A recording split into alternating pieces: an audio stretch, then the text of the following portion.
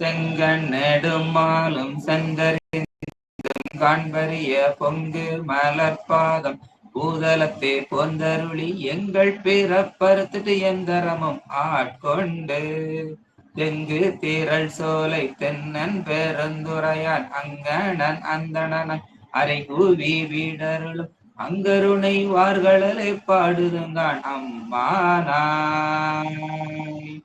திருச்சிற்றம்பலம். ஒளியான திருமேனி உமிழ்தானம் மிகமேவும் களி ஆற வரும் ஆனை களல் நாளும் மறவாமல் அழி ஆளும் மலர் தூவும் அடியார்கள் உளமான வெளியாகும் வலிதாய வினை கூட நினையாவே.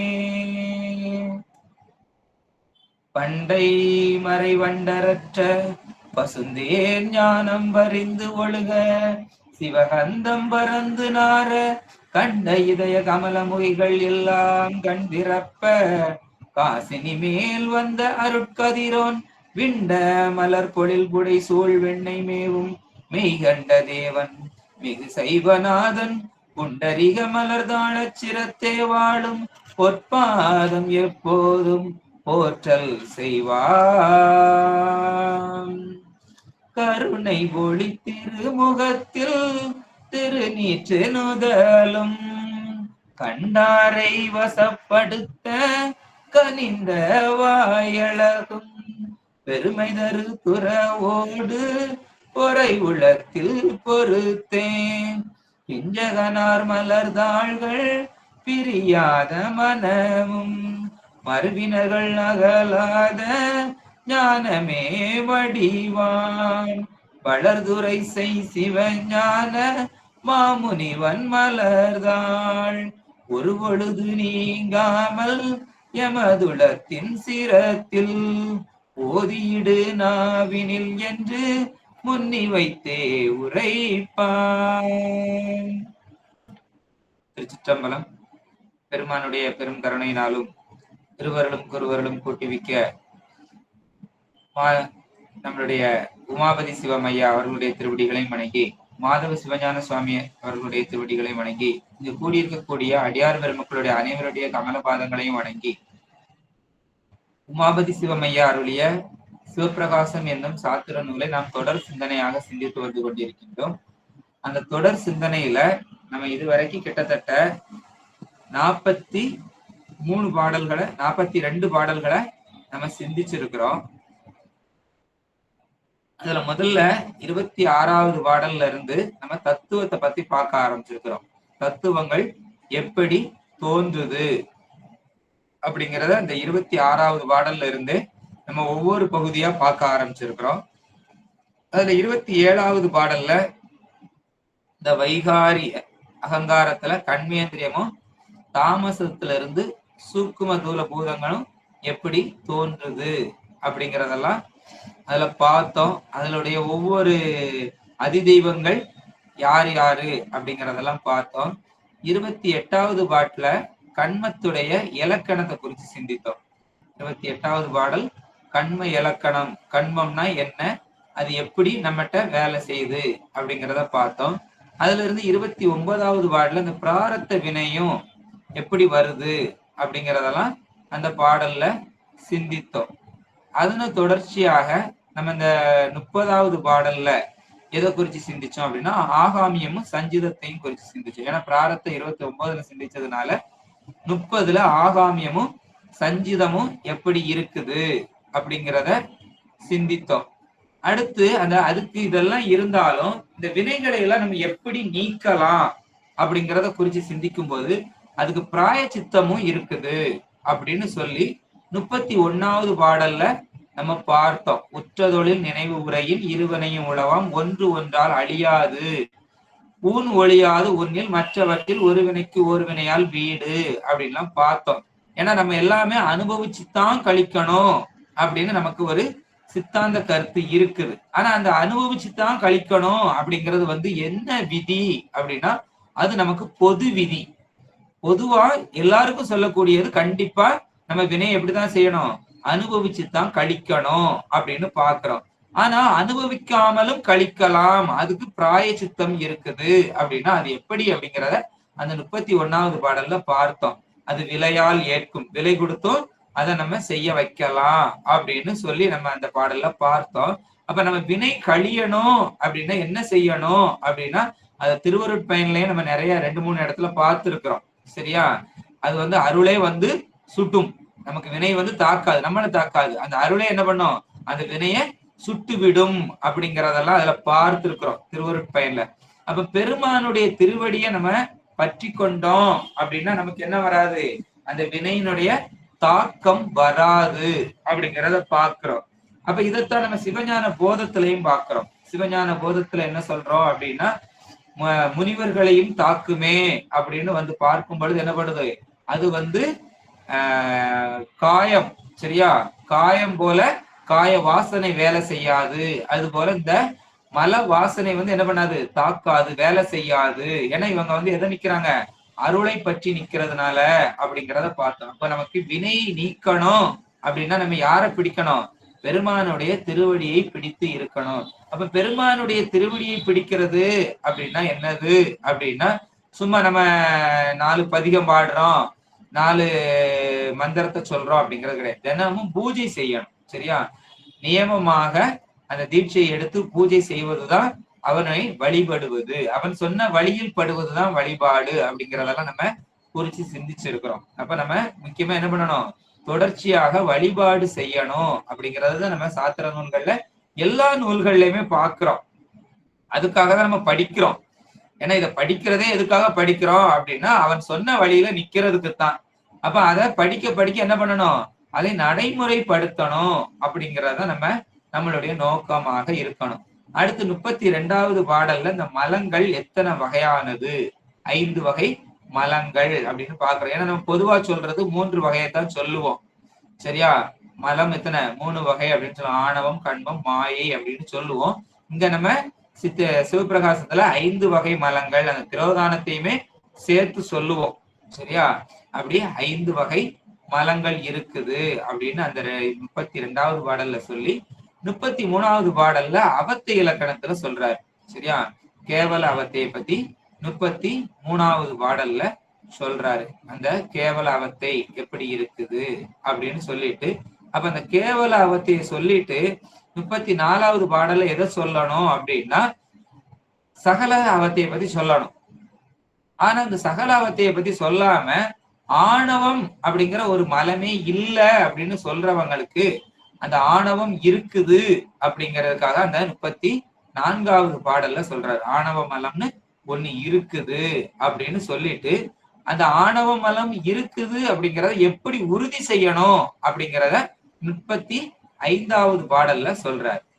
அதை சொல்லிட்டு 36வது பாடல்ல தான் என்ன சொல்ல வர்றாரு, அடுத்து சகல இந்த சகலத்துக்குள்ள உள்ள ஆணவ இலக்கணத்துக்குள்ள சொல்றாரு. சரி, சகலத்துல எப்படி இருக்குது அப்படின்னு சொல்றாரு. 37வது பாடல் நமக்கு என்ன சொல்றாரு அப்படின்னா, அந்த சகலாவத்தையை பத்தி, அடுத்து 37ல தான் சகலாவத்தையை பத்தி சொல்றாரு. கருவிகளால் பொருள் உலகால் விளங்கும் அறிவை பத்தி அதை சொல்றாரு. 37வது பாடல்ல சகலாவத்தையை பத்தி சொல்லிட்டு அதுல முடிக்கும் போதே என்ன சொல்றாருன்னா வாக்குகளை பத்தி சொல்றாரு. அப்ப 38வது பாட்டு 4 வகை வாக்குகளை பத்தி சொல்லுது. அப்ப அந்த 4 வகை வாக்குகளும் நமக்கு எத்தனையா பிரிஞ்சு நிக்குதுன்னா 5ஆ மாறி நிக்குது. வாக்கு 4 தான், ஆனா அது கடைசி உள்ள தூல வாக்கு வந்து எப்படி இருக்குது, 2ஆ பிரிஞ்சு நிக்குது அப்படின்னு நமக்கு தூல சூக்குமமா பிரிஞ்சு 2ஆ நின்று 5 வகை வாக்கா இருந்து அந்த 5 வகை சிவ தத்துவங்களை பற்றி நிக்குது அப்படிங்கிறத அந்த 38வது பாடல்ல பார்த்தோம். 39வது பாடல்ல அறிவை விளக்கக்கூடிய வாக்கும் அந்த கலை வித்தையையும் பார்த்தோம். அடுத்துதான் மறுபடியும் எப்படி வரும், அந்த தத்துவங்களுக்குள்ள அதுக்கு அடுத்துதான் வாரம். ஏன்னா இதெல்லாம் அந்த அவத்தை இலக்கணத்தை இதெல்லாம் குறிச்சு சிந்திச்சு, கண்மம்னா என்ன என்னதெல்லாம் சிந்திச்சு மறுபடியும் அந்த தத்துவங்களுக்குள்ள வரும்பொழுது எதுக்கு வாரம், அந்த கலை வித்தை அப்படிங்கிறத பார்க்க வாரம். அந்த வாக்க வச்சுதான் கலை வித்தை எப்படி விளக்குது அப்படிங்கிறத 39வது பாடல்ல நாம சிந்திச்சோம். அடுத்து 40வது பாடல்ல அந்த அராகம், நியதி, காலம். இந்த அராகம் என்ன பண்ணது, நியதி எப்படி இருக்குது, காலம் எப்படி இருக்குது அப்படிங்கிறதெல்லாம் அந்த 40வது பாடல்ல நம்ம சிந்தித்தோம். அடுத்து 41வது பாடல்ல அந்த புருடன் பிரகிருதி மாயை எப்படி இருக்கிறது அப்படிங்கிறத குறிச்சு சிந்திச்சோம். புருடன்னா என்ன, அந்த புருடன் நிலைக்கு அந்த வினையை எப்படி நுகர வருவதற்கு பொதுவா எப்படி இருக்குது, அது சிறப்பு வகையா எது சேர்ந்தா நுகரும் அப்படிங்கிறதெல்லாம் குறிச்சு அந்த புருடனை குறிச்சு சிந்திச்சோம். 42வது பாடல்ல குண தத்துவத்தையும் புத்தி தத்துவத்தையும் பத்தி நம்ம சிந்திச்சோம். சரியா, குணமும் எதுவும் புத்தியும் எப்படி இருக்குது அப்படிங்கிறத கடந்த வகுப்புல 42வது பாடலை குறிச்சு விளக்கமாக நம்ம சிந்திச்சோம். அதுல சாத்விக குணம் எப்படி இருக்குது, ராசத குணம் எப்படி இருக்குது, தாமத குணம் எப்படி இருக்குது, அதுல ஒவ்வொன்றுலையும் ஒவ்வொன்னு எப்படிலாம் மாறுது அப்படின்னு 614 வரைக்கும் அந்த குணங்கள் விரிவுபடைவது எல்லாம் அந்த புத்தியும் அது எப்படிலாம் மாறுது அப்படிங்கறதெல்லாம் நம்ம கடந்த வகுப்புல சிந்திச்சோம். அடுத்து பூஜையிலையும் அந்த தன்மம்னா என்ன, ஞானம்னா என்ன, வைராக்கியம்னா என்ன, ஐஸ்வர்யம்னா என்ன, அதன்மம்னா என்ன, அனவைராக்கியம், அவைராக்கியம் அப்படின்னா என்ன, அனைஸ்வரியம்னா என்ன, அவைராக்கியம் அப்படிங்கிறதெல்லாம் அந்த 8 திக்குலையும் பூஜையில நம்ம செய்யறோம் அப்படிங்கிறதெல்லாம் அதை குறிச்சு நம்ம சொன்னோம். அதனுடைய தொடர்ச்சியாக இன்னைக்கு 43வது பாடல். சரியா, அதனுடைய தொடர்ச்சியாக 43வது பாடல்ல நம்ம அகங்காரத்தையும் மனதையும் குறித்து சிந்திக்க இருக்கிறோம். இந்த அகங்காரம் எப்படிப்பட்டது, மனம் எப்படிப்பட்டது அப்படின்னு அந்த தத்துவத்துல அப்படி கொஞ்சம் கொஞ்சமா கீழே வந்துகிட்டே இருக்கும். இந்த மனம் முடிஞ்ச பிறகு எங்க வந்துருவோம், ஞானேந்திரியம், கண்மேந்திரியம், அடுத்து தன்மாத்திரை, பஞ்சபூத காரியம் அப்படின்னு கீழே வரைக்கும் வந்துருவோம். இப்ப அதுக்கு மேல இருக்கக்கூடிய அகங்காரத்தையும் மனதையும் குறிச்சு சிந்திக்க வந்திருக்கிறோம்.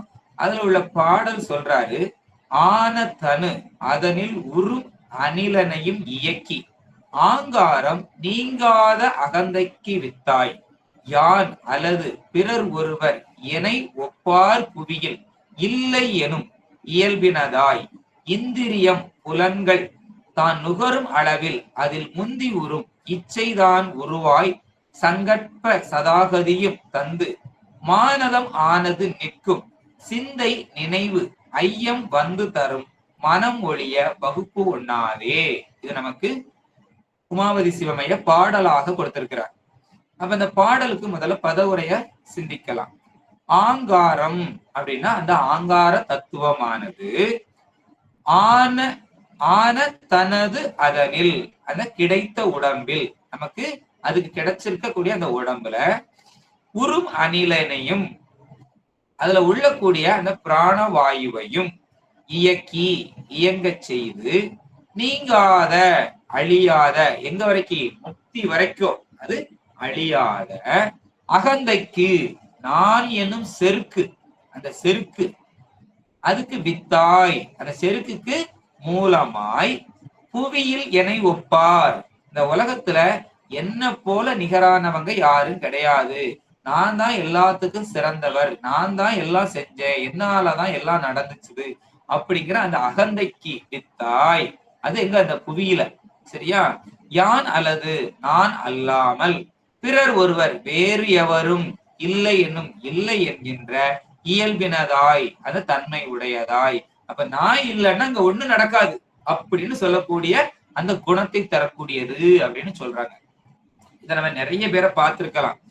ஒரு வகுப்புலனாலும் சரி, ஒரு கூட்ட நாட்டத்துல எங்க போனாலும் சரி, நான் தான் இதை செஞ்சேன், எனக்கு தான் இது தெரியும், நான் தான், என்னாலதான் இது நடந்துச்சுது, நான் இல்லைன்னா அப்படிங்கிற குணம் இருக்குது.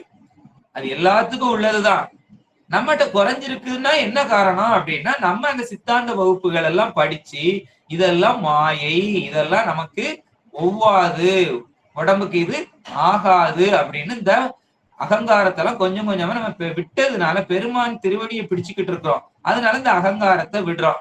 அந்த பொது வாழ்க்கையில இருக்கிறவங்க அப்படி இருக்க மாட்டாங்க. சரியா, அதனால அந்த உலகில் என்னை நிகர்ப்பவர் அப்படின்னு சொல்றாரு. அப்ப அந்த புவியில அப்படி இருக்கிறவங்க, சரியா, இதுல அந்த பெருமானுடைய திருவடியை பற்றவங்களுக்கு அது இருக்காது. ஆனா அந்த உலகத்தை பற்றி இருக்கிறவங்களுக்கு அப்படி இருக்கும் அப்படின்னு சொல்றாரு. அந்த இந்திரியங்களின் வழியால் புலன்கள் தான் இந்த விடயங்களை நுகரும் அளவில், அனுபவிக்கும் எல்லையில், அதன் முந்தி அந்த அனுபவத்திற்கு முற்பட்டு இச்சைதான் உருவாய், அது இச்சை வடிவாய் உறும் வந்து பொருந்தும். மானதமானது, மன தத்துவமானது, மானதுங்கிறது மன தத்துவமானது சங்கற்ப சதாகதியும் என்ன செய்யுது, சங்கல்பத்தையும் சலனத்தையும், சதாகதினா சலனம், சலனத்தையும் தந்து நிற்கும் தரும். சிந்தை, சிந்த தத்துவமானது நினைவு, நினைவு மாத்திரமாய் இருக்கும். ஐயம், சந்தேகத்தை வந்து தரும், வந்து உண்டாக்குகின்ற மனம் ஒழிய, மனத்தை விட்டு வகுப்பொணாது, பிரித்து சொல்ல முடியாது. நமக்கு இந்த தத்துவங்களை பார்த்தோம் அப்படின்னா 36 தத்துவங்களை பார்ப்போம். அப்ப அந்த 36 தத்துவங்கள்ல சித்தம் அப்படின்னு தத்துவமா நம்ம சொல்லவே மாட்டோம். இந்த 36 தத்துவங்கள்ல எதை சொல்ல மாட்டோம், சித்தத்தை தத்துவமாக நம்ம சொல்லவே மாட்டோம். ஆனா அந்த கரணங்கள் அப்படின்னு சொல்லும் போது அதுல மனம், புத்தி, அகங்காரம், சித்தம் அப்படின்னு வைப்போம். ஆனா அதுல சித்தம்னு நமக்கு தத்துவத்துல வராது. ஆனா நம்ம சித்தம்னு ஒரு அந்த கரணத்தை சொல்லுகின்றோம். சரியா? அந்த கரணத்துல சித்தம் வரும். ஆனா தத்துவத்துல சித்தம் நம்ம சொல்லப்பட மாட்டாது அப்படின்னு நம்ம பார்க்கிறோம். அப்போ இங்க அந்த சித்தம்னா என்னது, மனம்னா என்னது அப்படிங்கிறது இந்த பாட்டுல தெளிவா நம்ம சிந்திக்கலாம். அப்ப இந்த பாட்டுல நம்ம முதல்ல எதை சிந்திக்க போறோம் அப்படின்னா அகங்காரத்தை குறிச்சு சிந்திக்க போறோம். அகங்காரமும் நமக்கு உண்டான இந்த மனம், மனம் தான் அந்த சித்தமா எப்படி இருந்து செயல்படுது அப்படிங்கிற மூணா நம்ம பார்க்க போறோம். அகங்காரம், மனம், சித்தம், இந்த மூணுக்குள்ள வித்தியாசங்களை, ஒற்றுமைகளை நம்ம பார்க்கலாம். அப்போ முதல்ல பிராணன், நமக்கு வாயுக்களை பத்தி தெரிஞ்சிருக்கணும். நமக்கு வாயுக்கள் எத்தனை இருக்குது அப்படின்னா நமக்கு 10 வாயுக்கள். வாயுக்கள் நிறைய இருக்குது, அது வேற விஷயம். சரியா? வாயுக்கள் நிறைய இருக்குது. ஆனா நமக்கு முக்கியமா, ஏன்னா 72,000 நாடிகள் இருக்குது. அந்த ஒவ்வொரு நாடிகளுக்குள்ளயும் வாயுக்கள் செல்லுது, வருது, போகுது. சரியா? அப்ப 72,000 நாடிகளுக்கும் நமக்கு பேர் வச்சிருக்கிறாங்க. ஒரு பேர் விட்டுட்டே அந்த பேரை நம்ம மறுபடியும் மறந்துடுறோம். ஆனா இங்க 72,000 நாடிகளுக்கும் பெயர் இருக்குது. அதுல முக்கியமான ஒரு 1000 நாடிகள் இருக்குது. அந்த 1000த்திலையும் ஒரு 100 நாடிகள் ரொம்ப முக்கியமானது. அந்த 100 நாடிகளிலையும் ரொம்ப முக்கியமானது ஒரு 10 நாடிகள். சரியா? அப்ப அந்த 10 நாடிகள் ரொம்ப முக்கியமானது. அதே போல இந்த 10 வாயுக்களும் முக்கியமானது. இந்த வாயுக்களும் 10 வாயுக்கள் முக்கியமானது. அந்த 10 வாயுக்கள்லையும் நம்ம 3 ரொம்ப முக்கியமா சொல்லுவோம். அந்த நாடிகளை சொல்லும் பொழுது இடகலை, பிங்கலை, சுழிமுனை அப்படின்னு அந்த நாடிகளை சொல்லுவோம். அந்த 10 நாடிகள்ல 3 நாடி ரொம்ப முக்கியமானது அப்படின்னு சொல்லுவோம். அதே போல இந்த வாயுக்களும் ரொம்ப முக்கியமானது. ஒரு 10 வாயுக்கள், தச வாயுக்கள் அப்படின்னு நம்ம சொல்றோம். சரியா? அப்ப அந்த வாயுக்களை தெரிஞ்சாதான் நம்ம என்ன பண்ண முடியும், இந்த அகங்காரம் எப்படி இயங்குது, மனம் எப்படி இயங்குது அப்படிங்கறதெல்லாம் இந்த வாயுக்களை வச்சுதான் நம்ம சொல்ல முடியும். அப்ப முதல்ல அதான் அந்த பாடல்ல என்ன சொல்லியிருக்கிறாரு அப்படின்னா ஆன தனு அதனில் ஒரு அணிலனையும் இயக்கி. அந்த அணிலன் அப்படிங்கிறது காற்று. அணிலன் அப்படின்னா என்னது, காற்று. அந்த காற்றை இயக்குது, காற்றை வச்சு இயக்குது. அந்த காற்று தான் எதை இயக்குது, இந்த அகங்காரத்தை இயக்குது. அகங்காரம் நீங்காத அகந்தைக்கு வித்தாய் அப்படின்னு சொல்றாரு. அப்ப அந்த காற்று என்னதெல்லாம் அப்படின்னா முதல்ல அந்த வாயுக்களை தெரியணும். 10 வாயுக்கள் அது எதெல்லாம் அப்படின்னு சொன்னா பிராணன், அபானன், வியானன், உதானன், சமானன், நாகன், கூர்மன், கிருகரன், தேவதத்தன், தனஞ்சயன் அப்படின்னு 10 வாயுக்கள் இருக்குது. இந்த 10 வாயுக்கும் 10 வேலை இருக்குது. ஒவ்வொரு வாயுக்கும் ஒவ்வொரு வேலை இருக்கு. இதுல 5 வாயுக்கள் ரொம்ப முக்கியமா சொல்றோம். இன்னொரு 5 வாயுக்களை கொஞ்சம் குறைச்சு சொல்றோம். சரியா? அதுல முதல் 5 சொன்ன வாயுக்கள் ஞான வாயு. சரியா, ஞான வாயு. அடுத்து 2வது சொன்ன 5 வாயு கண்ம வாயுக்கள். சரியா, அப்ப அதுலயே ஞானத்துக்கு உதவி செய்யக்கூடிய வாயுக்கள் இருக்குது, செயல் புரிவதற்கு உதவி செய்யக்கூடிய வாயுக்கள் இருக்குது அப்படின்னு 2ஆ பிரியும். அதுல அந்த பிராணன், அபானன், வியானன், உதானன், சமானன், இந்த 5 ஞான வாயு. சரியா, நாகன், கூர்மன், கிருகரன், தேவதத்தன், தனஞ்சயன், இந்த 5ம் கண்ம வாயு. சரி, இத முதல்ல உள்ளத மூலவாயு அப்படி இல்லைன்னா ஞான வாய் அப்படின்னு சொல்லுவாங்க, ஞான வாயு. 2வது சொன்ன 5 அந்த நாகன்ல இருந்து தனஞ்சயன் வரைக்கும் சொன்ன 2வது 5 உபவாயு அப்படி இல்லைன்னா கண்ம வாயு அப்படின்னு சொல்லுவாங்க. சரியா, அப்ப நமக்கு மூலவாயு அப்படின்னு சொன்னா அந்த முதல் 5 தான், பிராணன், அபானன், வியானன், உதானன், சமானன் அப்படிங்கிற 5 தான் நமக்கு முதல்ல சொல்லப்படுது. இதை நம்ம பூஜையிலேயே நம்ம என்ன பண்றோம், உபயோகப்படுத்துறோம். சரியா, பூஜையில எப்படி உபயோகப்படுத்துறோம் அப்படின்னு சொன்னா, முதல்ல பெருமானுக்கு அந்த பிரசாதம் தயார் செய்யும் பொழுது இந்த ஞான வாயுக்களையும் சொல்லி உபவாயுக்களையும் சொல்லித்தான் என்ன பண்றோம், அந்த குற்றங்களை எல்லாம் நீக்குகின்றோம். நீக்கி அதை சுத்தப்படுத்தி பெருமானுக்கு அந்த பிரசாதத்தை தயார் செய்கிறோம். சரியா, அதுல இந்த வாயுக்களை தான் நம்ம சொல்றோம். அதனால அந்த பூஜை செய்யறவங்களுக்கு இந்த வாயுக்களை பத்தி தெரியும். சரி, இந்த ஒவ்வொரு வாயு என்ன செய்யுது அப்படின்னா, இந்த பிராணவாயு அப்படிங்கறதா அதான் உயிர் காற்று, பிராணநாதா அப்படின்னு சொல்றோம்ல, உயிர் நாதன். அதான் இந்த எல்லா வாயுக்களுக்கும் தலைவனா இருக்கக்கூடியது இந்த பிராணன். அடுத்து அபானன். இந்த அபானன் என்ன செய்யுது அப்படின்னா மலக்காற்று. சரியா, இது ஒவ்வொருதுக்கும் ஒவ்வொரு தொழில் இருக்குது, ஒவ்வொரு திசை இருக்குது, எப்படி எப்படி இயங்கும் அப்படிங்கிற திசைகள் எல்லாம் இருக்குது. நம்ம இதை ஏற்கனவே ஒரு இடத்துல கூட உண்மை விளக்கத்துல சிந்திச்சிருக்கிறோம். அடுத்து வியானன், அது தொழில் காற்று. அடுத்து உதானன் ஒலிக்காற்று. சமானன் நிறவு காற்று, நிரப்புது. அடுத்து நாகன், அது தும்மல் காற்று. கூர்மன், அது விழிக்காற்று, கண்ணுல இருக்கக்கூடிய அந்த எமையில இருக்கக்கூடியது. சரியா, மூடுறதுக்கு துறக்கிறதுக்கு அதுக்கெல்லாம் பயன்படக்கூடியது. கிருகரன், அது கொட்டாவி. சரியா, அங்க ஒரு இடத்துல ஆக்சிஜனோட அளவு குறையா இருந்துச்சு அப்படின்னா அதை நிரப்புவதற்காக அது வருது, அதான் கொட்டாவி அப்படின்னு சொல்றது. தேவதத்தன், அது இமைக்காற்று, அதுவும் அந்த இமையில தான் இருந்து வேலை செய்யக்கூடியது. தனஞ்சயன், அது வீங்கல் காற்று.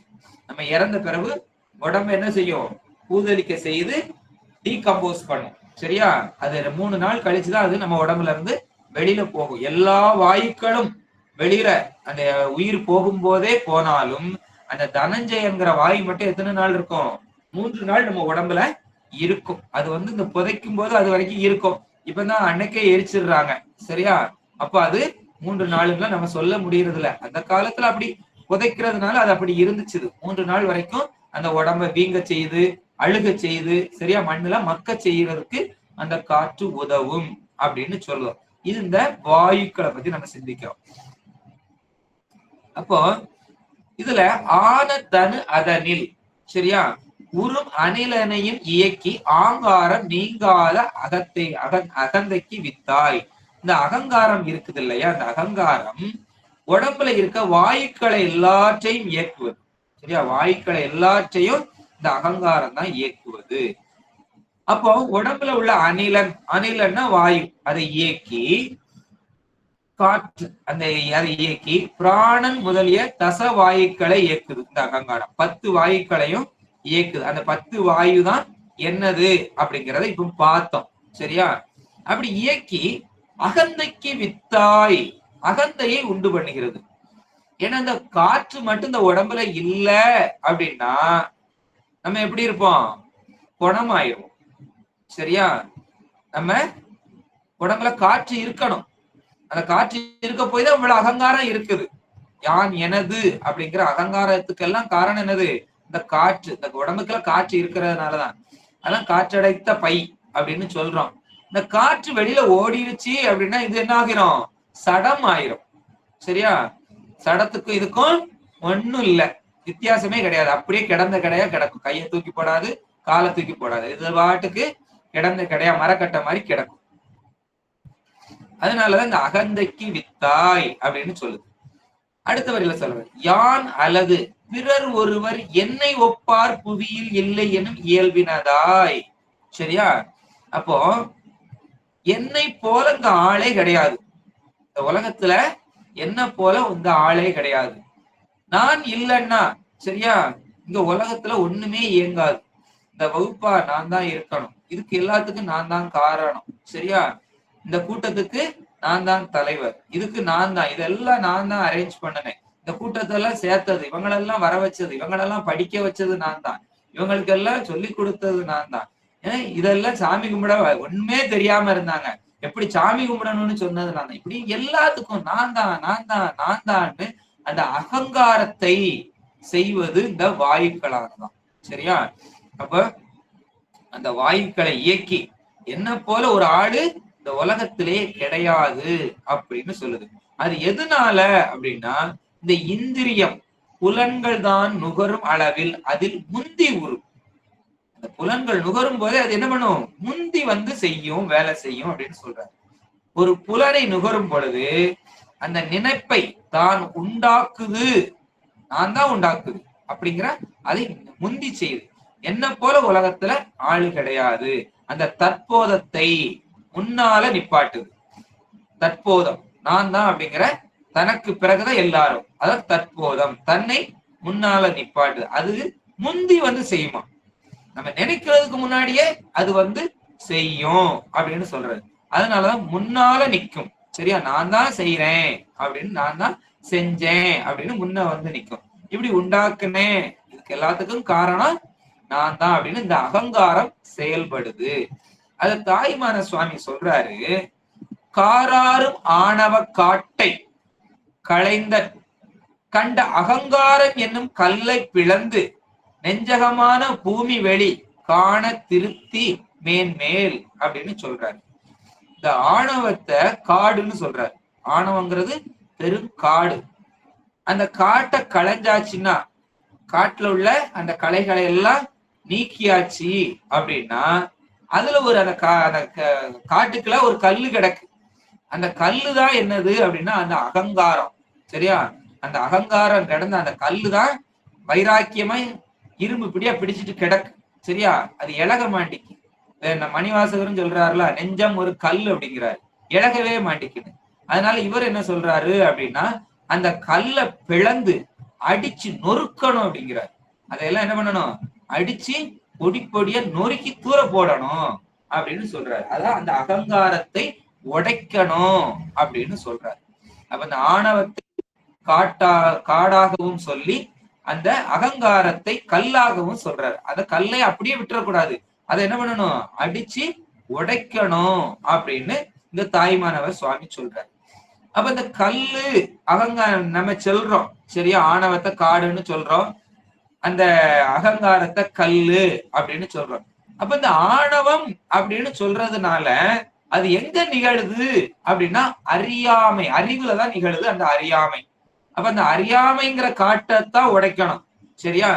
அதத்தான் நமக்கு அப்பர் சுவாமி சொல்றாரு, மெய்மையாம் உளவை செய்து விருப்பனும் வித்தை வைத்து அப்படின்னு சொல்றாரு.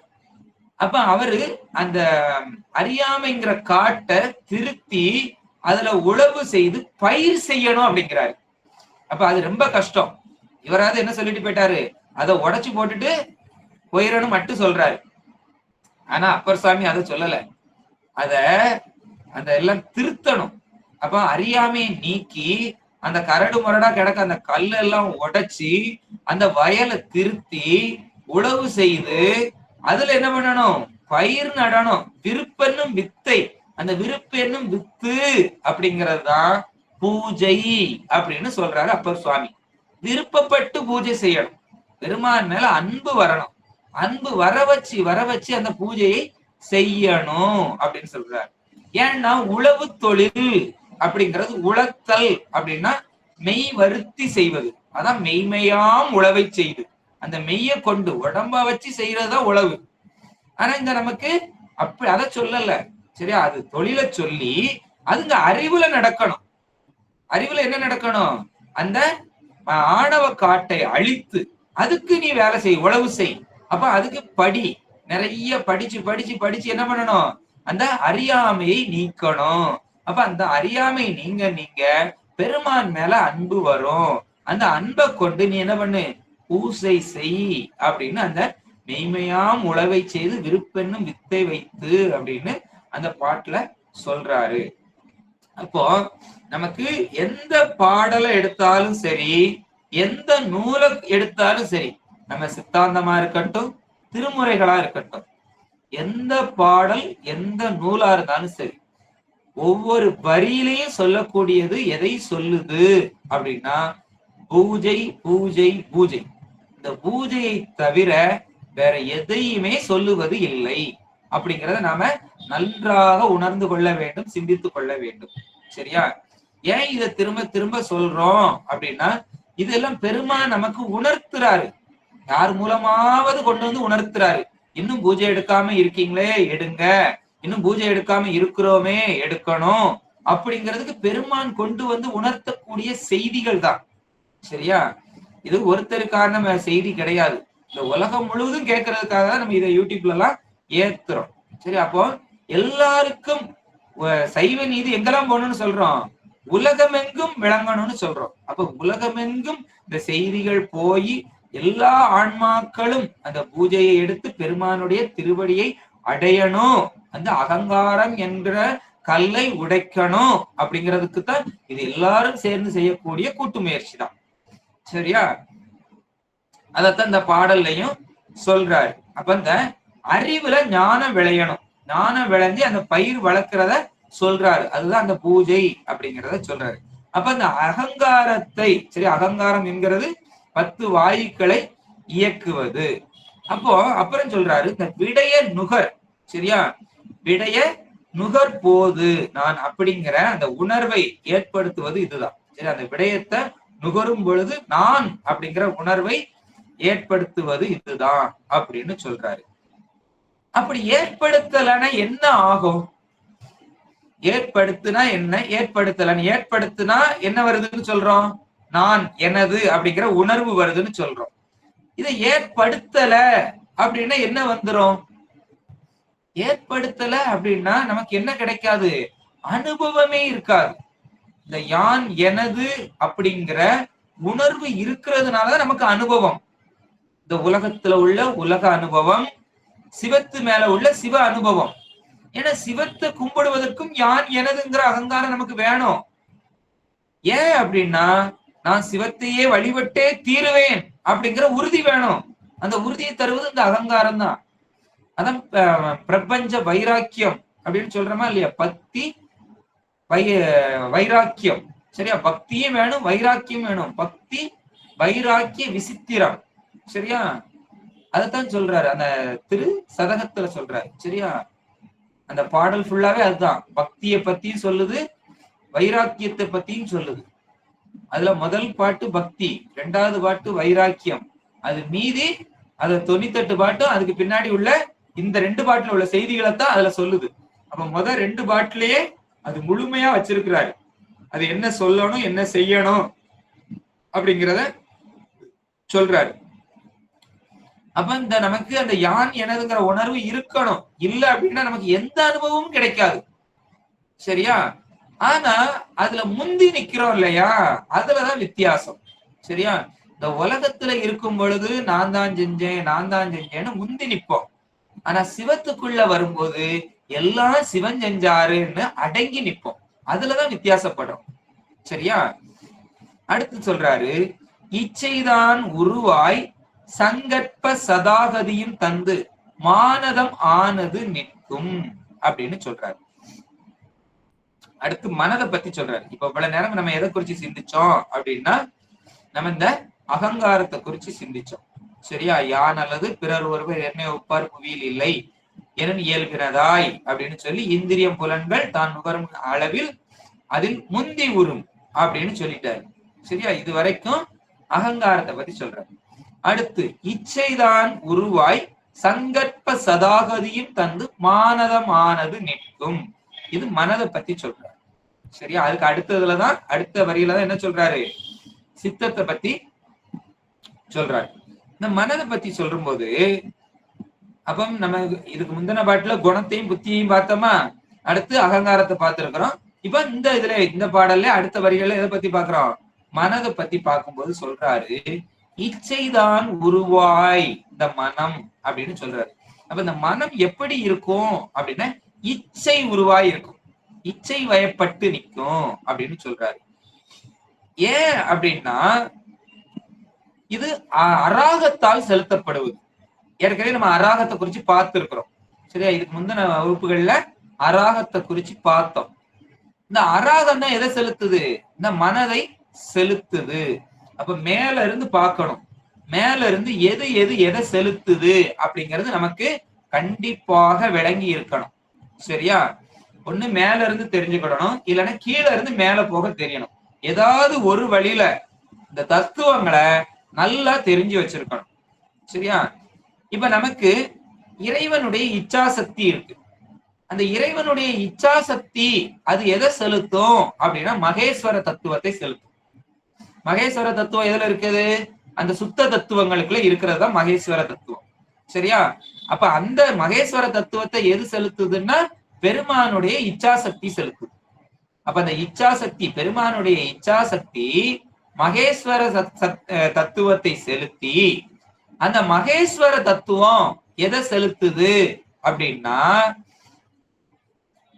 அராகத்தை செலுத்துது. அது எதை செலுத்துது, அராகத்தை செலுத்துது.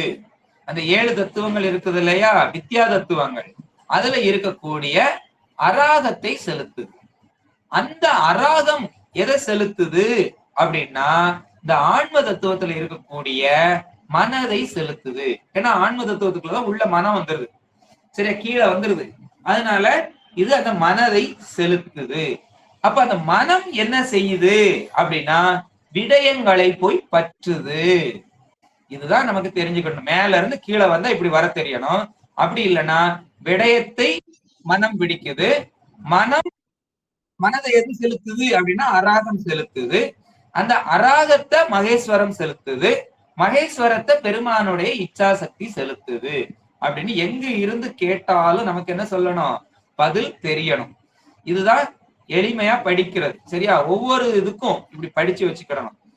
இப்படி இந்த வடிவம் இதுல செலுத்துறதுனால மனம் என்னது அப்படின்னா புலன்களை போய் பற்றி, சரியா, ஞானேந்திரியத்தை பற்றி, அது கண்ணு ஒரு பார்க்கணும் அப்படின்னா ஒரு பொருளை போய் பார்த்து இது பண்ணிட்டு, ஒரு கேட்கணும் அப்படின்னா காது அந்த சத்தத்தை போய் கேட்குது. சரியா? அந்த சத்தம் காதுல வந்து விழுது. அதுக்கு அடுத்து அது மனதில் கொண்டு கொடுத்து அது அடுத்தடுத்த நிலைகளுக்கு செலுத்துது. அப்படிங்கறத நமக்கு எளிமையாகாவது தெரிஞ்சிருக்கணும். இதை தெரிஞ்சுக்கிடணும். சரி, இப்போ இந்த இச்சை வடிவா ஏன் அப்படின்னா இந்த மனம் எதனால இச்சை வடிவா இருக்குது அப்படிங்கிறதுக்கு எளிதா தெரியணும். ஏன்னா அது இச்சா சக்தி செலுத்துது. மேல இருந்து வரும்போது இச்சா சக்தி தான் முதல்ல செலுத்துது. இச்சா சக்தி தான் மகேஸ்வரத்தை செலுத்துது. மகேஸ்வரம் அராகத்தை செலுத்துது. அராகம் மனதை செலுத்துது. மனம் இச்சை வடிவா இருக்குது. அப்ப அந்த மனம் இச்சை வடிவா இருப்பதற்கு காரணம் என்னன்னா அது பெருமானுடைய இச்சா சக்தி செலுத்துது. அதனாலதான் இச்சை வடிவமா இருக்குது அப்படிங்கிறது தெரியணும். சரியா? விடயங்களை பற்றுவதற்கு காரணம் அது இச்சா சக்தி செலுத்துவதனால அப்படின்னு தெரியணும். சரி, அப்ப இந்த இச்சா சக்தி செலுத்துறதுனால இந்த மனம் இச்சை வடிவமா இருக்கிறதுனால இது என்ன பண்ணுதுன்னா விடயங்களை பற்றுகிறது. அதனாலதான் மனம் வந்து அந்த கரணங்களுக்கு உள்ளேயும் வைக்காம இந்த ஞானேந்திரியம் கூடயும் வைக்காம தனியா வச்சிருக்குது. அந்த தத்துவ சாட்டுல பார்த்தோம் அப்படின்னா மனம் மட்டும் தனியா நிற்கும். ஏன்னா அது அந்த கரணங்களோட எண்ணப்படுது. ஆனா அந்த கரணங்கள் கூட வைக்கல. சரியா? ஆனா இது புத்தி மாதிரி நல்ல வேலை செய்யுது. ஞானேந்திரியம் மாதிரி நல்ல ஞான வடிவமா இருக்குது. ஏன்னா மனம் வேலை செய்யுது. ஆனா இது ஞானேந்திரியம் கூடயும் வைக்கல. ஞானேந்திரியம் கூட பக்கத்துலதான் வச்சிருக்குது. அப்போ அங்கேயும் வைக்கல, இங்கேயும் வைக்கல. அதனாலதான் இது ரெண்டு பக்கமும் இருக்குது அப்படிங்கிறதுனாலதான் உள்ள இருக்கிறதுனால இது அந்த கரணங்கள் கூட எண்ணப்படுது.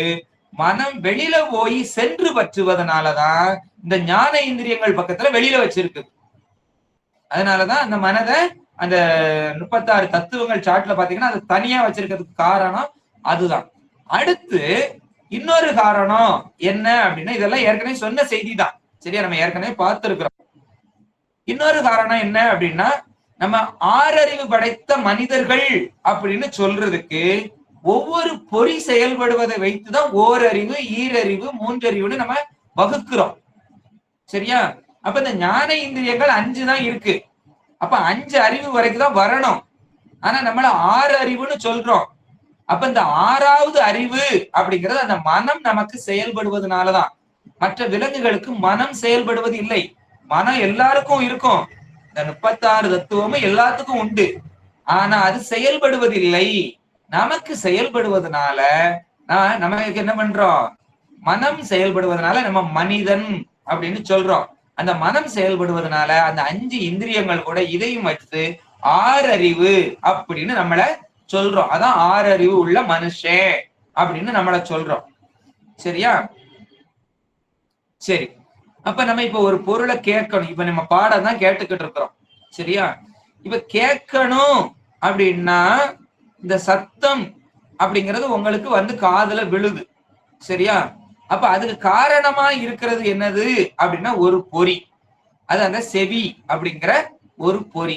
அந்த விடயத்தை பற்றுவதற்கு காரணமா இருக்குது எது அப்படின்னா அந்த மனம், சரியா. இப்போ உங்களுக்கு அந்த மனம் இல்லை அப்படின்னா உங்க பக்கத்துல செல்லுல சத்தம் போட்டுக்கிட்டு தான் இருக்கும். ஆனா அது உங்க காதுக்குள்ள என்ன ஆகாது, இங்க எத்தனை கத்திக்கிட்டு இருந்தாலும் அந்த சத்தம் உங்க காதுல வந்து விழவே விழாது. ஏன்னா உங்க மனம் இங்க இல்ல, நீங்க வேற எதையோ சிந்திச்சுக்கிட்டு இருப்பீங்க. எத்தனை சொன்னாலும் அது என்ன ஆகாது, புரிதலே வராது. அப்ப மனம் வந்து ஒன்று நாள் தான் அந்த விடயத்தை நாம் என்ன பண்ண முடியும், அனுபவிக்க முடியும். அப்போ அதுக்கு காரணம் என்னது, அந்த இச்சை. அதுல விருப்பம் இருக்கணும். விருப்பம் இருந்தாதான் அதான் இச்சை வடிவா இருக்குது அப்படின்னு சொல்றாங்க. மனம்ங்கிறது இச்சை வடிவமா இருக்கிறதுக்கு காரணம் இதுதான், சரியா. அப்போ அந்த விடயத்தை பற்றின உடனே இந்த மனம் சும்மா இருக்குமா அப்படின்னா சும்மா எல்லாம் இருக்காது, சரியா. உடனே என்ன செய்யும் அப்படின்னா ஒரு சங்கல்பம் பண்ணும், சும்மா இருக்க மாட்டான், சரியா. என்ன பண்ணுவான், உடனே ஒரு சங்கல்பம் பண்ணுவோம்.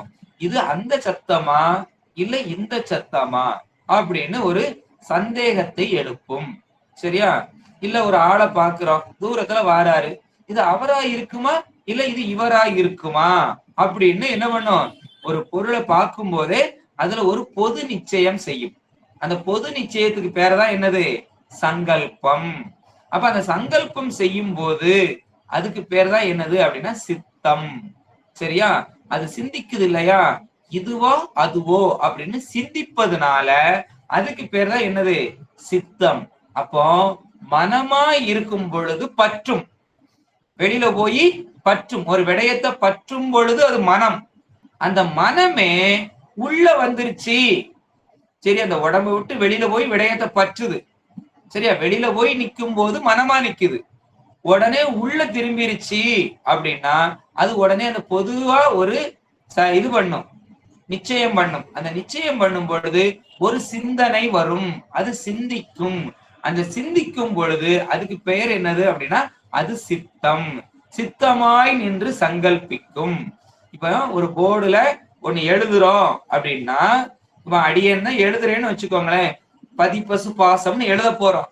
ப அப்படின்னு போட்ட உடனே நீங்க என்ன நினைப்பீங்க, பதிப்பசு பாசம்னு எழுத போறாரு அப்படின்னு நீங்க நம்ம ஒரு எழுத்தை எழுதும் போது நீங்களாவே ஒரு கற்பனை பண்ணுவீங்க. அதுதான் அது என்னது, பொது சங்கல்பம். அது பொதுவா நிச்சயிக்கிறது. அப்படி நிச்சயிக்கும் போது நீங்களா ஒண்ணு நினைச்சுக்கிடுவீங்க. அந்த நினைப்பு தான் என்னது, நீங்க எழுதுற அப்படின்னு பாக்குறது மனம் வெளியில வந்து பாக்குது, ஏன் அப்பா இப்ப எழுத போறாரு அப்படின்னு.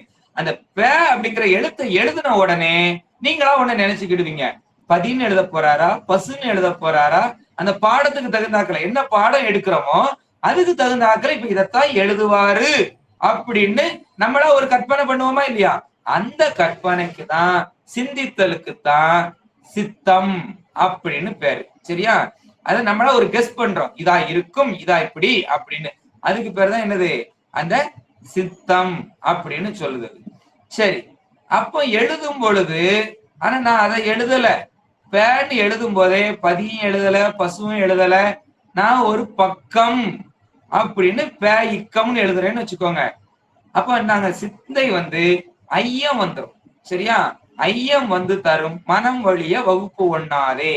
சிந்தை நினைவு ஐயம் வந்து தரும் மனம் ஒழிய வகுப்பு ஒண்ணாதே. அப்படி பதின்னு எழுதும் போதே என்ன வரும், ஒரு ஐயமும் வரும். சரியா? அந்த ஐயம் ஏற்படும் பொழுது அந்த கருத்து மேல, அந்த கருத்து எழுதக்கூடிய கருத்து மேலதானே அந்த ஐயம் வருது. அப்போ அந்த பொது நிச்சயத்து மேல ஏற்படுகிற அந்த ஐயம் தான் என்னதுன்னா விருத்தி. சரியா? அதுக்கு பேரு விருத்தி. அது விரிவுபடுது. சரியா? பொதுவா அறிந்து அது மேல ஏற்படக்கூடிய விருத்தி. அப்ப அந்த கேட்டல் ஞானம், அதுக்கப்புறம் சிந்தித்தல் அப்படின்னு சொல்றோமா இல்லையா?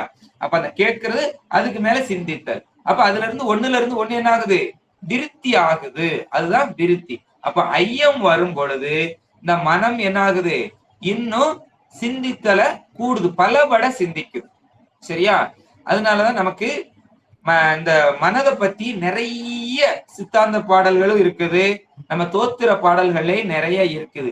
மனம் எனும் தோணி பற்றி அப்படின்லாம் படிச்சிருக்கிறாங்களா இல்லையா? மனம் அப்படிங்கிற தோணி பற்றி, தோணி என்ன பண்ணும் அப்படின்னா ஒரு இடத்துல நிலைத்து நிக்காது. ஏன்னா கடல் அலை அடிச்சுக்கிட்டு இருக்க தலையும் என்ன பண்ணும், இந்த தோணியும் ஆடிக்கொண்டே இருக்கும். இந்த தோணி என்ன பண்ணும், ஒரு இடத்துல நிக்காது, அசைந்து கொண்டே இருக்கும். அதனாலதான் தோணி அப்படின்னு சொன்னது. மனத தோணி அப்படின்னு சொல்றோம். சரியா? சரி, அதுல அத என்ன சொல்றாருன்னா, அதான் சதாகதி. சதாகதினா என்னது அப்படின்னா அசைவு. காற்ற சலனம் உடைத்தாய் சதாகதி அப்படின்னா சொல்றோம் காற்றுக்கு. சரியா? அப்ப அசையுது. சங்கற்ப சதாகதியும் தந்து இச்சைதான் உருவாய் சங்கற்ப சதாகதியும் தந்து மானதமானது நிற்கும். அப்ப அந்த சதாகதி அப்படின்னா அசைவு. இந்த மனம் என்ன பண்ணும் அப்படின்னா அசைஞ்சு கொண்டே இருக்கும். ஒரு இடத்துல என்ன பண்ணாது, நிக்காது, அசைஞ்சுக்கிட்டே இருக்குது. சரியா? இப்பதான் இங்க இந்த பாடத்தை கேட்டுக்கிட்டு இருப்போம். கேட்டுக்கிட்டு இருக்கும் போதே அமெரிக்கா வரைக்கும் போயிட்டு வந்துடும். ஒரு கனப்பொழுதுல எங்க போயிட்டு வந்துடும், அமெரிக்காவுக்கு போயிட்டு வந்துடும். சரியா? நம்ம மகா அங்க இருந்தா என்ன பண்ணுனா அந்த ஒரு செகண்ட்ல போயிட்டு இங்க வந்து நின்று பாடத்தை கேட்கும். நம்ம நினைச்சு பார்த்தாலும் கூட நம்மளால போயிட்டு வர முடியுமானா போக முடியாது. ஏன்னா அதுக்கு மணிக்கணக்கா ஆகும்.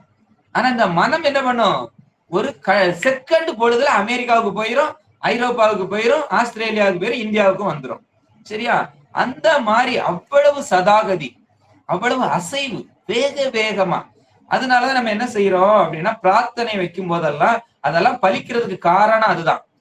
ஒருத்தங்களை நினைச்சு அவங்களுக்கு நல்லா ஆகணும், ஒருத்தங்களுக்கு வேலை கிடைக்கணும், ஒருத்தங்களுக்கு திருமணம் நடக்கணும் அப்படின்லாம் பெருமான்ற பிரார்த்தனை வைக்கிறதுக்கு காரணம் அதுதான். நம்ம மனம் இங்க இருந்து அவங்களை நினைத்து அந்த பிரார்த்தனை வைக்கும்போது அந்த மனம் கொண்டு எங்க கொண்டு சேர்க்கிறோம், அவங்களுக்கு கொண்டு அந்த பலனை பெருமான் கொடுத்துருவார். சரியா? அதனால பிரார்த்தனைகளை கண்டிப்பா நம்ம யார் யாருக்கு என்ன துன்பம், என்ன நல்லது நடக்கணும் அப்படின்னு நினைச்சலாம் அதை செய்யறதுக்கு காரணம் அதுதான்.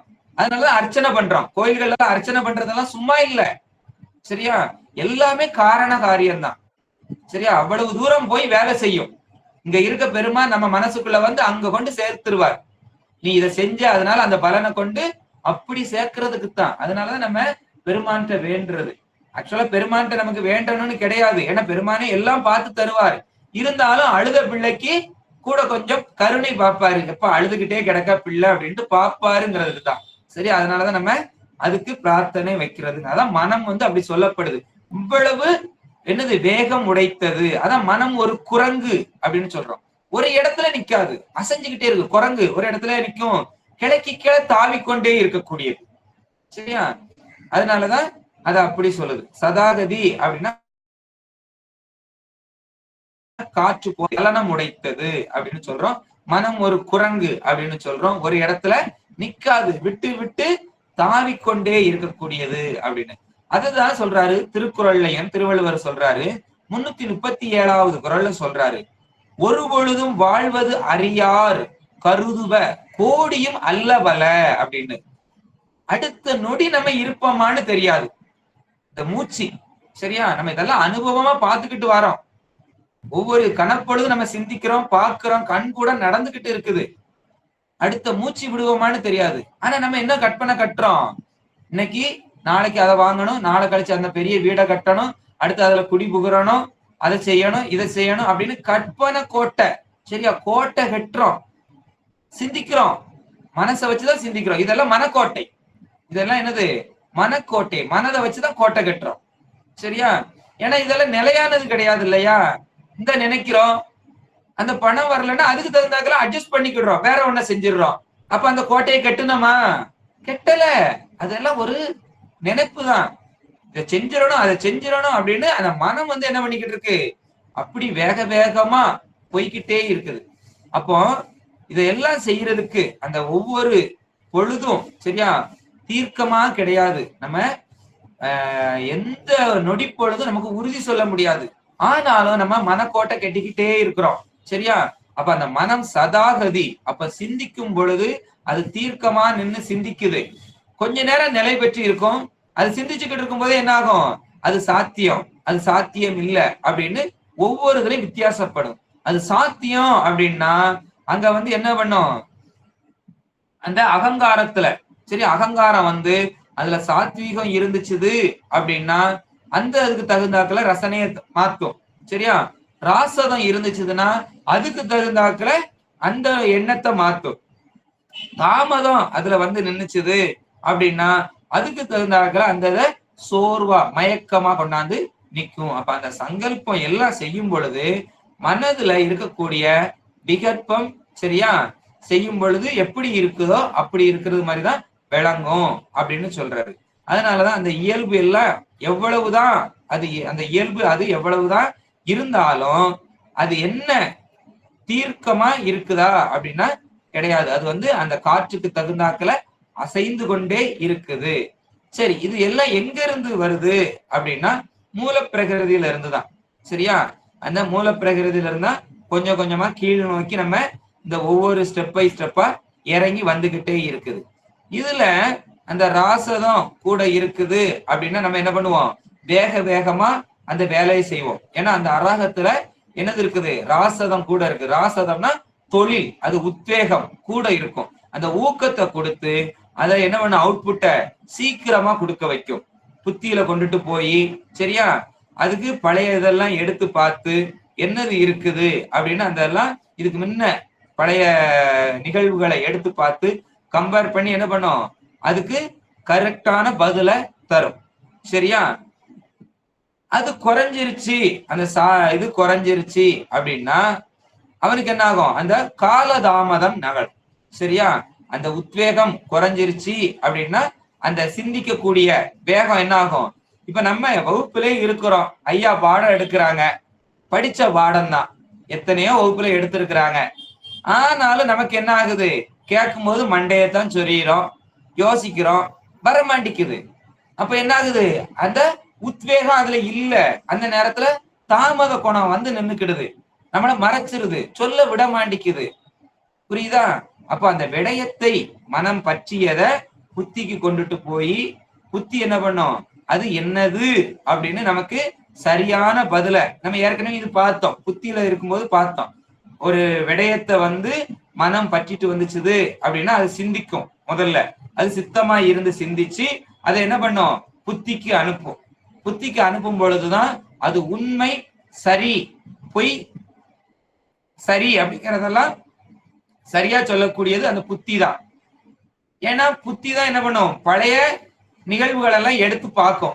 எடுத்து பார்த்துட்டு நியதிக்கு தகுந்தாக்கல இது இவன் இப்ப இந்த பலனை அனுபவிக்கணும் அப்படின்னு ஒண்ணு வேண்டாம். நம்ம ஐயா வகுப்புல இருக்கிறோம், நமக்கு நல்ல அந்த ஊழ்வினை இருந்துச்சுது அப்படின்னா உடனே அந்த ஞாபகம் வரும், புத்தி பதில் சொல்லிரும். சரியா?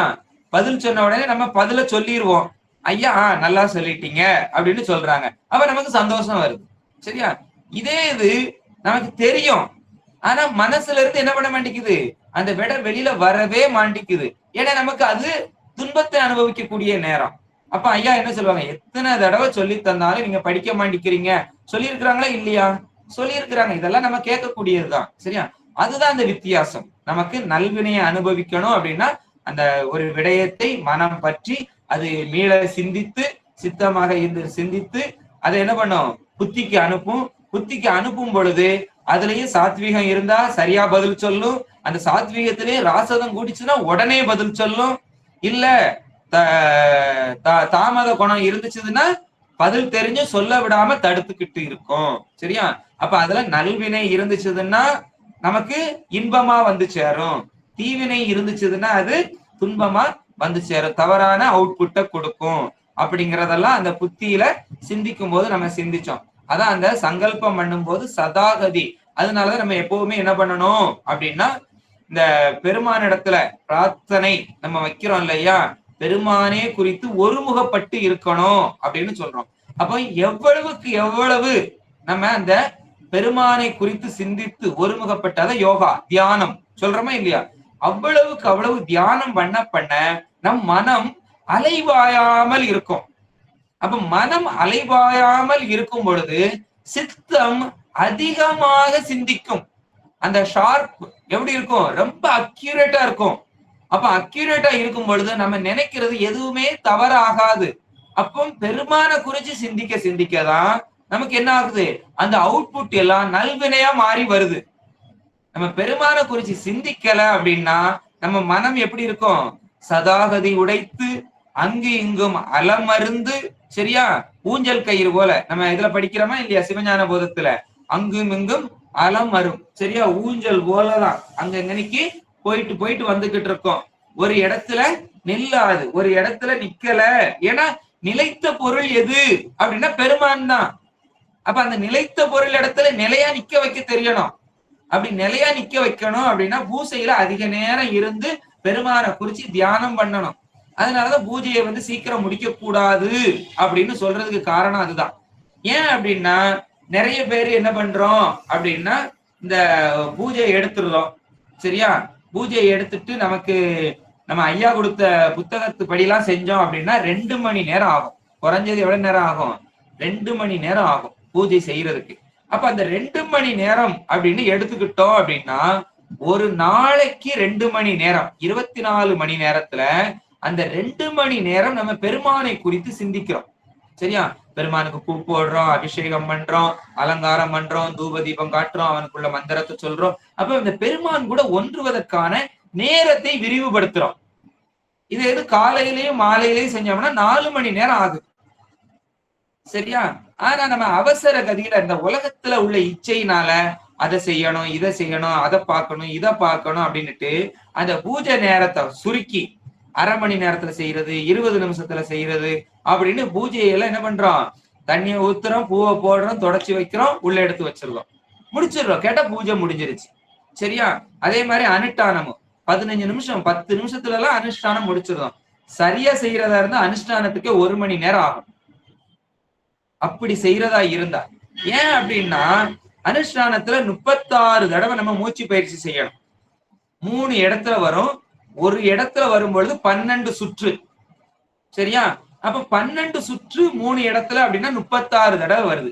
இந்த 36 அப்படிங்கிற எண்ணிக்கை வேற எதுலையுமே ரொம்ப இருக்காது.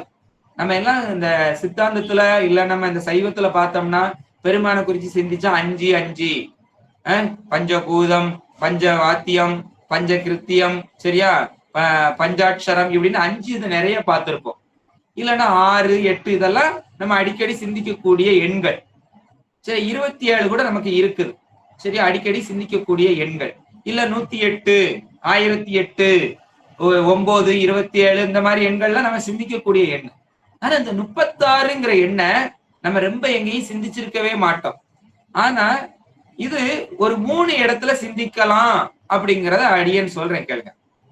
நமக்கு இந்த பூஜையில அனுஷ்டானத்துல பார்த்தோம் அப்படின்னா 3 இடத்துல 12 முறை மூச்சு பயிற்சி. 3 × 12 36. சரியா? இது ஒரு இடம். அடுத்து நம்ம சித்தாந்தம் படிக்கும் போது தத்துவங்கள் 36. இந்த தத்துவம் எதுக்கு படிக்கிறோம், 36 தத்துவத்தை கடக்கணும் கடக்கணும் கடக்கணும்னு. அந்த 36 தத்துவத்தையும் கடந்த பொருளை பார்க்கணும்னா அந்த தத்துவத்தை கடந்தாதான் பார்க்க முடியும் அப்படின்னு. பிரம்மாவும் விஷ்ணுவும் அந்த தத்துவத்தை கடக்காம தத்துவத்துக்குள்ள உள்ள நின்று பார்த்ததுனாலதான் பெருமானை பார்க்க முடியல. ஆனா நம்ம அடியார்கள் எல்லாம் என்ன பண்றாங்க, பெருமானே சிந்தித்து 36 தத்துவத்தையும் கடந்து போய் பார்த்துடுறாங்க. அதனாலதான் பெருமானை பார்க்க முடியுது. அப்ப இந்த 36 தத்துவத்தை கடக்கணும்னு சொல்றோம். இந்த 36 தடவை மூச்சு பயிற்சி செய்யணும்னு சொல்றோம். இன்னொரு இடத்துல கந்த சஷ்டி, இந்த கந்த சஷ்டி கவசம் அதை படிச்சீங்கன்னா தெரியும். ஓதியே செவித்து உகந்து நீர் அணிய, சரியா? ஒவ்வொரு நாளும் 36 உருக்கொண்டு ஓதியே செவித்து உகந்து நீர் அணிய. நமக்கு ஏதாவது சித்திக்கணும் அப்படின்னா 36 பூக்களை எடுத்து வச்சுக்கணும். தொடர்ந்து கந்த சஷ்டி கவசத்தை 36 முறை பெருமான் முன்னாடி இருந்து ஓதணும் அப்படின்னு சொல்லுது. அப்ப அந்த 36 முறை ஓதினால் அந்த வினைகள் எல்லாம் மாறும் அப்படின்னு. அப்ப அந்த 36ங்கிறது அந்த 36 வினைகள், அந்த வினைகள் மாறணும் அப்படிங்கிறது அந்த 36 தத்துவத்தை கடப்பது. இங்க நம்ம சித்தாந்தத்துல படிக்கிறது 36 தத்துவத்தை கடப்பது. நம்ம மூச்சு பயிற்சி செய்வது 36 தத்துவத்தை கடப்பதற்கு தான். இப்ப 10 முறை இந்த ஆசமனம் பண்றோம், ஆசமனம் பண்ணிட்டு 10 முறை ஜெபிக்கிறோம் அப்படின்னா அது தசகாரியம். எல்லாமே சித்தாந்தம் தான். அதை நல்லா அனுபவிச்சு செஞ்சோம் அப்படின்னா அது நமக்கு சித்திக்கும். சரியா?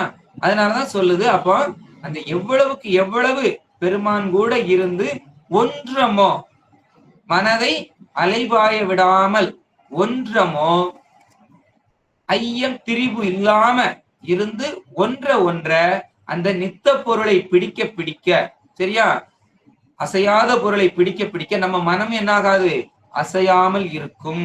அப்போ வெளியில பற்றும் பொழுது மனமாகவும் இருந்து மீள மீள சிந்திக்கும் பொழுது சித்தமாகவும் இருக்கும் அப்படின்னு இந்த அகங்காரம், மனம், சித்தம் அப்படிங்கிற 3 இதுக்கும் வித்தியாசத்தை சொல்லி இருக்கிறோம். சரியா? அடுத்த பாடல்ல 44வது பாடல்ல பொறி புலன் அப்படின்னு இந்த பொறிகளை சொல்றாரு. சரியா? இது என்னென்ன பொறிகள்லாம் இருக்குது, சரியா? ஞான பொறிகள் இருக்குது, கருவி பொறிகள் இருக்குது, சரியா? இந்த பொறிகளை எல்லாம் அடுத்த பாடல்ல 44ல சிந்திக்கிறோம். அடுத்து 45ல பஞ்சபூதத்தையும் பஞ்சபூத குணத்தையும் தொழிலையும் சொல்றாரு. அப்ப அந்த பஞ்சபூதம் அப்படின்னு சொல்லும் பொழுது என்ன வந்துடும், தன்மாத்திரைகளும் அதுல வந்துடும். சரியா? இதையெல்லாம் வருகிற வகுப்புல நாம் தெளிவாக சிந்திக்கலாம் என்று இத்தனை நேரமும் இந்த நல்ல ஒரு வாய்ப்பை நமக்கு பெருமான் தந்ததுக்கு பெருமானுடைய திருவடிகளை வணங்கி இத்தனை நேரமும் பொறுமையாக கேட்டு